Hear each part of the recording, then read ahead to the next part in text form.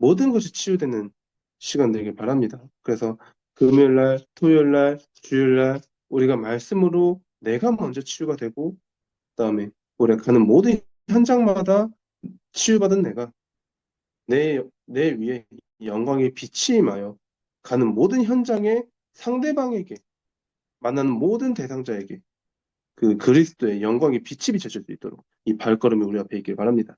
그래서 먼저 지난주 산업선교를 통해 주신 말씀은 갈보리산 언약으로 모든 것을 해결해야 됩니다라는 제목을 주셨습니다. 갈보리산 언약, 그리스도께서 십자가에서 죽으신 그 언약으로 내 인생 모든 것이 해결돼야 됩니다. 그래서 어, 가이사랴 빌립보에서 예수님께서 물어보셨죠. 제자들에게 너희는 나를 누구라 하냐? 사람들이 나를 누구라 하냐? 말씀하시죠. 그래서 누구는 예레미야요, 누구는 세례 요한이요, 선지자요, 이렇게 얘기를 하잖아요. 또 엘리야요 이렇게 얘기하잖아요. 사람들이 봤을 때는 교회를 나온 이유가 뭐냐? 내 문제 해결을 위해서.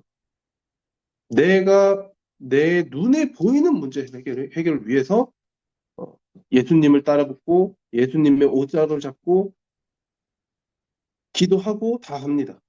그래서 눈에 보이지 않는 그 망대는 어, 드러나지 않고 겉으로 보이는 모습은 정말 신실한 신자, 거룩한 사람이구나처럼 보일 수 있어요. 하지만 결국에 이 중요한 복음이 뭐냐라는 그 질문 가운데 사람들은 나를 누구라 하냐 그 질문 가운데 어떤 대답을 하고 있습니까? 그러면 예수님께서 제자들에게는 어떻게 예수님께서 보시는 제자들은 어떻게 보십니까? 아직도 답이 안 났습니다. 예수님을 그렇게 따라다니면서도 답이 안 났습니다. 그래서 마태복음 16장 16절 베드로가 고백을 한 이후에 또다시 변화산을 가서 엘리야와 모세와 예수님이라는 이 그 초막을 주잖아요. 어, 어쩌면 이 모습이 우리의 모습일 수도 있어요. 우리가 현장을 따라붙고 많은 응답들을 보지만 내 속에 있는 망대는 응답이 일어나지 않으면 만족하지 못하는 그 상태. 눈에 보이는 응답이 내게 나타나지 않으면 낙심하며 염려하며 걱정하며 눈에 보이는 응답이 나타났을 때는 내가 힘이 나고 이 망대가 내게 쌓여 있는 거일 수도 있습니다. 캠프를 도는 가운데 현장을 가는 가운데 또한 내 삶 가운데서 하나님께서 계속 이 복음을 깨닫게 하시려고 나를 먼저 치유시키시는 이 복음을 깨닫게 하시려고 나를 먼저 캠프하시잖아요. 그래서 이 훈련 가운데 사명자로 하나님께서 부르셨지만 하나님이 나의 사명, 먼저는 하나님이 나의 그 치유자, 하나님이 나의 그죠, 갑자기 생각이 나요. 어, 네. 그러면 내가 그 대상자인 거예요. 하나님이 나의 사역자, 예수님이 나의 먼저 사역자, 나는 그 대상자. 이 축복 가운데 계속해서 우리를 그 제창자의 축복으로 몰고 가십니다. 그래서 그 말씀하셨습니다. 그리스도로 답 났는지 안 났는지는 그리스도께서 하시고 사단도 잘 알고 그리고 나중에는 사람들도 안다라고 말씀하셨죠. 그래서 마태복음 16장 16절은 누구나 얘기할 수 있습니다. 그러면서 내 기준에 아무리 나는 답 났다, 나는 복음으로 끝났다 말을 아무리 잘해도 본인은 모르지 결국에 드러납니다. 그 망대가 완전히 치유되는 이 금토일의 시작의 날이 되길 바랍니다. 그래서 서로 오늘 말씀하신 게 이 축복이 우리에게 임하면 세 가지가 살아난다고 말씀하셨습니다. 먼저 첫 번째로 신분이 살아나서 내가 하나님께 응답받을 자격이 주어지고 권세가 살아나서 하나님의 응답을 누릴 하나님의 능력을 누릴 자격이 주어지며 여기에 따라서 직분이 살아난다라고 말씀하셨습니다. 하나님께 기름 부어 세운 그 직분이 살아난다고 말씀하셨죠. 이 모습이 나의 모습이에요. 이 축복된 모습이 원래 나의 모습이에요. 근데 이 축복된 모습을 잃어버린 채 살아가고 있었죠. 그래서 내 삶이 이 축복된 삶 속에 있기를 늘 나의 모든 망대에 계속해서 점검하시기 바랍니다. 이게 점검되지 않으면 내게 지나가는 수많은 응답들이 어떨 때는 문제로, 어떨 때는 위기로, 어떨 때는 갈등의 그런 요소로 그렇게 되는데, 수많은 그 지나가는 그 응답들이 이 눈을 통해서 내가 바라본다면 그것이 세계복음화의 길로 열리게 되겠죠. 이 축복이 우리 앞에 있길 바랍니다. 그래서 선업선교 본론에 말씀하신 게 이것이 살아날 때 아주 중요한 응답의 길이 보인다라고 말씀했습니다. 그리스도는 영세전에 있던 과거, 가문 문제와 영원한 것을 해결한 그 그리스도라고 말씀했어요. 창세기 4장 15절에, 출애굽기 3장 18절에, 이사야 7장 14절에 이 영세 전의 그리스도가 나의 주인이요. 나의 모든 문제 해답이시. 결론 나는 모든 순간 가운데 이 답을 누리는 시간 되길 바랍니다. 그렇다면 두 번째로 왜 내 운명이 바뀌지 않냐? 성육신하신 그 그리스도, 운명을 뒤바꾸는 메시지 말씀하셨어요. 그래서 영접하는 자, 곧 그 이름을 믿는 자들에게는 하나님의 자녀가 되는 권세를 주셨으니 이 사람은 구원받은 그 순간부터 하나님께서 운명을 뒤바꾸셨는데 어떤 운명을 뒤바꾸셨냐?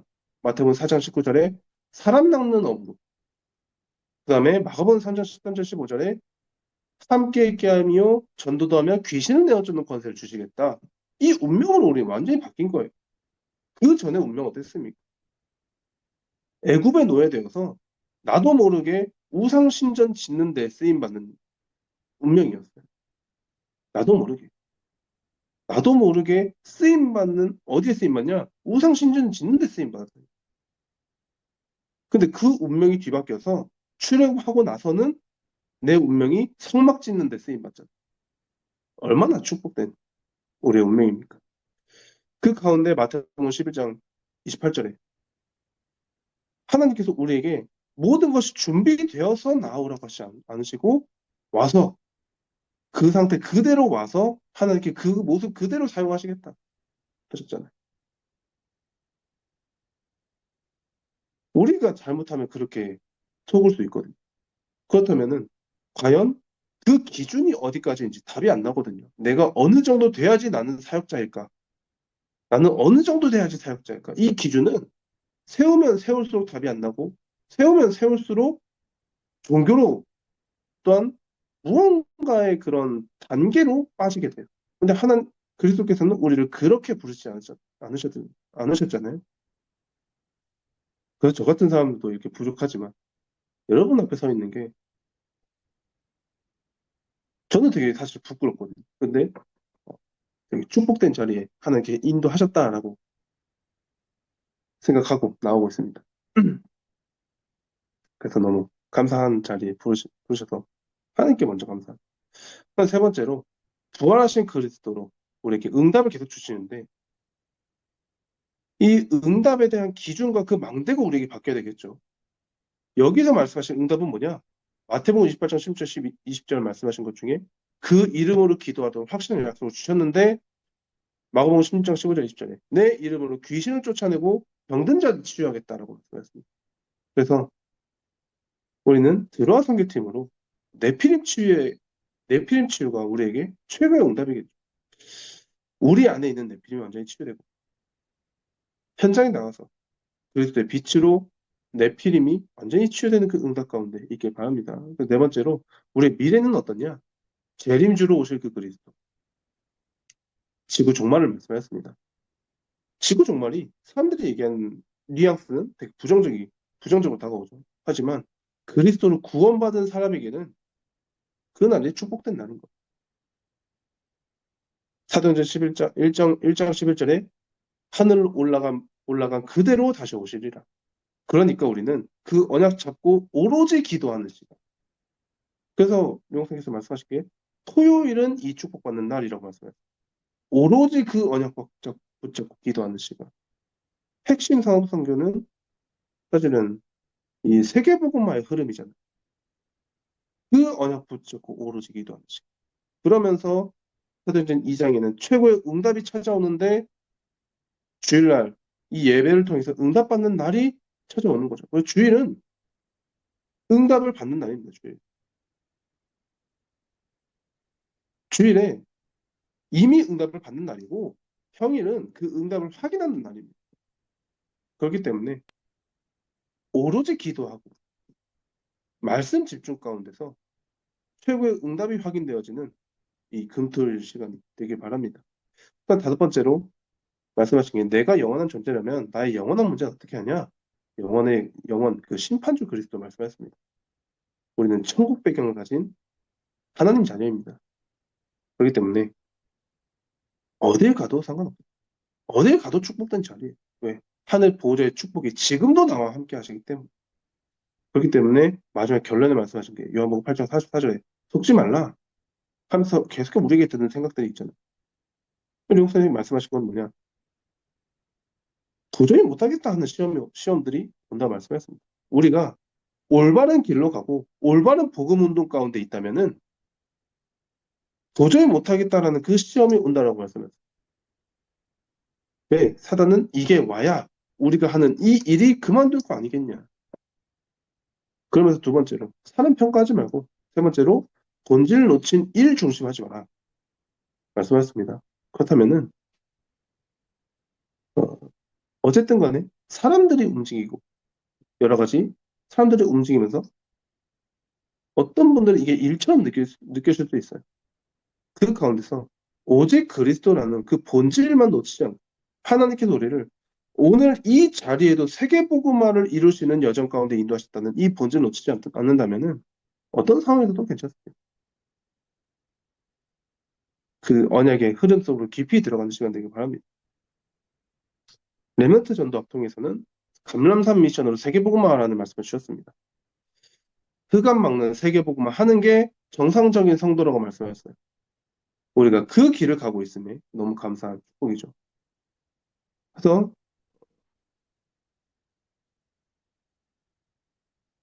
네, 우리가 들어와 선교팀으로 모이게 되었습니다. 근데 오늘 금요기도에 기도 드리면서 잠깐 묵상되어진 게 뭐냐면 이 들어와 선교팀이라는 이름 자체가 너무 벅찬 거예요. 왜 그러냐? 원래 바울은 아시아에서 전도운동 계속했잖아요. 아시아에서 전도운동 계속했는데 하나님께서 길을 막으셨어요. 그러니까 바울이 돌다가 드로아라는 지방에서 밤새 철야 기도를 했잖아요. 근데 그 드로아라는 지방이 어디냐? 그 성경 맨 뒤쪽에 지도를 보면은 드로아 지방이 있고 여기 중간에 바다, 강 같은 게 있고 그 다음에 첫 만나는 그 지점이 이제 마게도냐라는 지방이거든요. 그래서 그 마게도냐를 시작점으로 그 로마로 뻗어가는 그 시작점이 마게도냐거든요. 근데 바울이 그 바다 그쪽에서 천야 기도를 하고 있는데 저 멀리서 그 마게도냐 지방 사람이 이게 오라고 하잖아요. 그래서 이제 로마 복음화의 시작점으로 들어간 그 장소가 마게도냐였잖아요. 하나님께서는 바울에게 사도행전 9장에 처음부터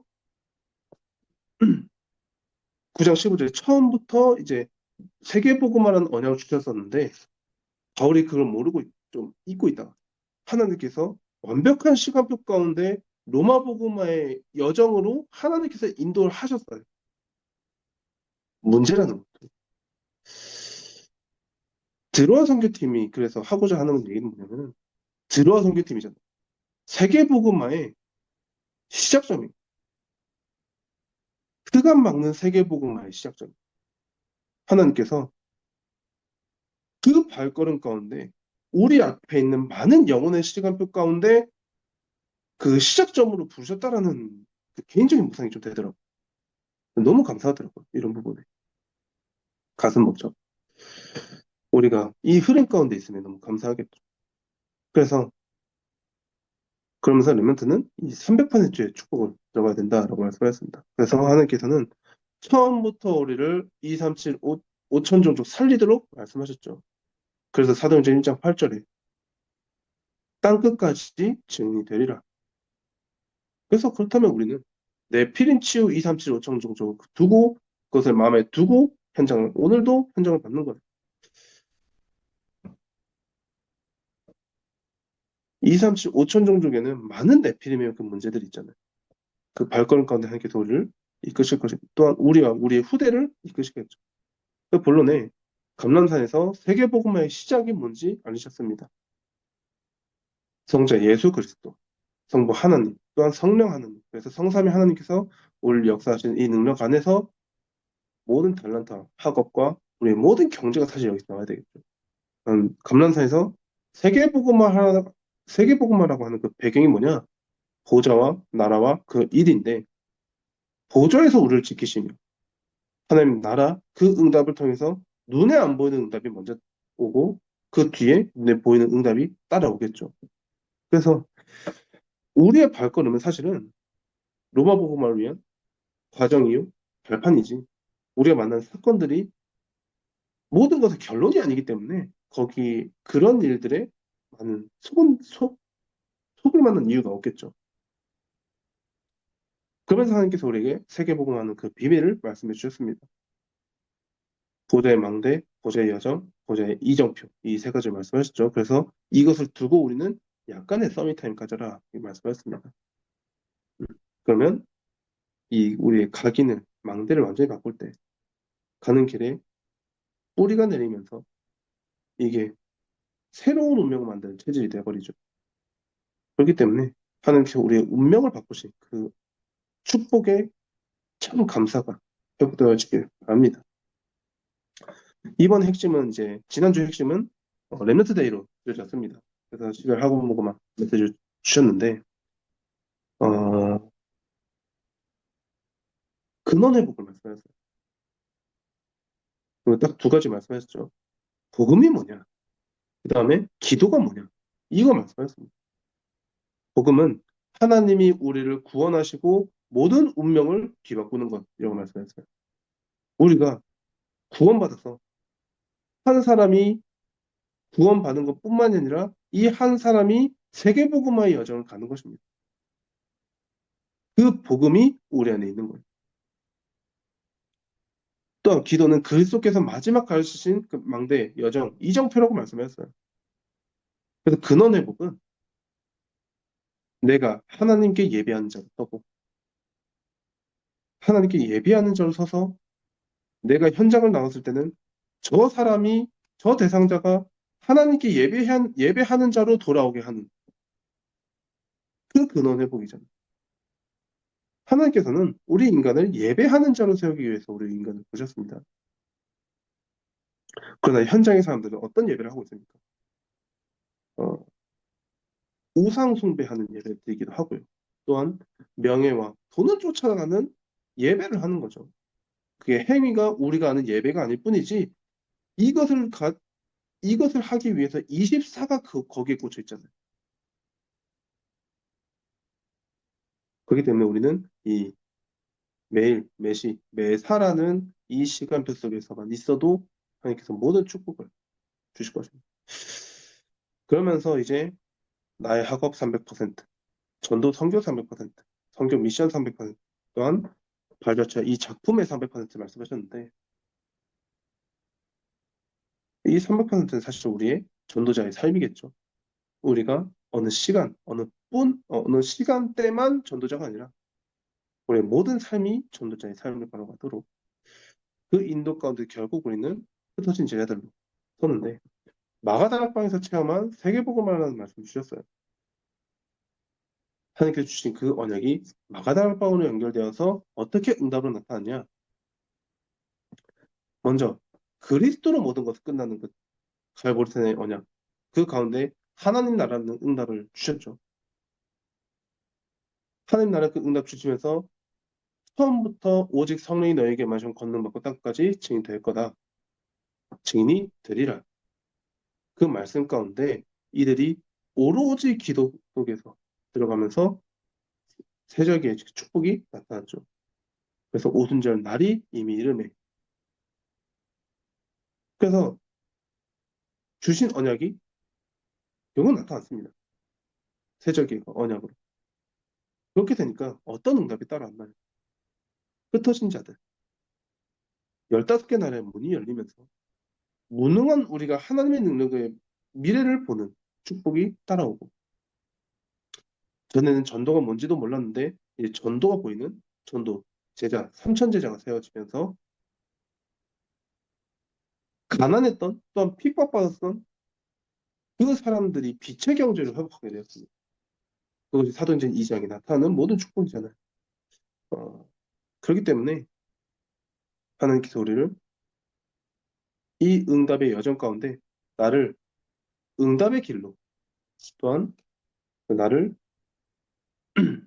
응답의 흐름 속으로 들어가는 이 금토일의 예배 시간이 되길 바라겠고 금토일의 집중 시간이 되길 바라겠고 이것을 가지고 나의 남은 6일은 완전히 사람 살리는 그 응답의 여정에 확인하는 시간이 되길 바라겠습니다.